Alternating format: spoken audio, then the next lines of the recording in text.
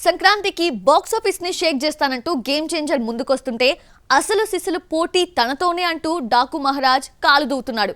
ఆ మాటకొస్తే పండక్కొచ్చే సినిమాల్లో ప్రస్తుతానికి ఎక్కువ బజ్ తనకే ఉంది అంటున్నాడు. మరి ఈ పోటీపై సినీ ప్రియుల బెట్టింగ్స్ ఎలా జరుగుతున్నాయి? గేమ్ చేంజర్ ప్రమోషన్స్ లో వేగం పెంచాడు. సాంగ్ బై సాంగ్ రిలీజ్ చేస్తూ మార్కెట్ ని తన వైపుకి తిప్పుకుంటున్నాడు. దీంతో పండక్కి వచ్చే సినిమాల్లో పోటీ ఇస్తున్న డాకు మహారాజ్ గేర్ మార్చక తప్పడం లేదు.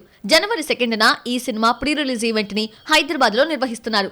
జనవరి 4న అమెరికాలో భారీగా ఏర్పాట్లు చేయబోతున్నారు. ఆ ఈవెంట్ తో డాకు మహారాజ్ ఏంటనేది తెలుగు ఆడియన్స్ లోకి వెళ్లబోతోంది.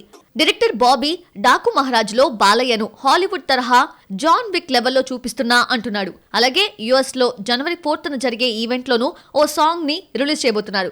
జనవరి 8న మాత్రం విజయవాడ లేదా మంగళగిరిలో మెయిన్ ఈవెంట్ ఉండబోతోంది.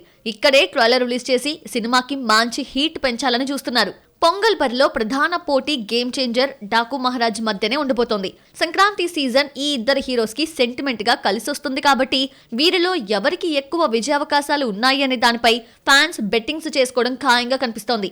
ఎందుకంటే రెండు సినిమాలు ఈ ఇద్దరు హీరోల కాంపౌండ్లకి ఎంతో ప్రెస్టీజియస్ గా మారబోతున్నాయి. ఫైనల్ గా ఇద్దరిలో ఇద్దరు గెలుస్తారా లేక ఎవరిది వారిదే అన్నట్లుగా ఉంటుందా అన్నది చూడాలి.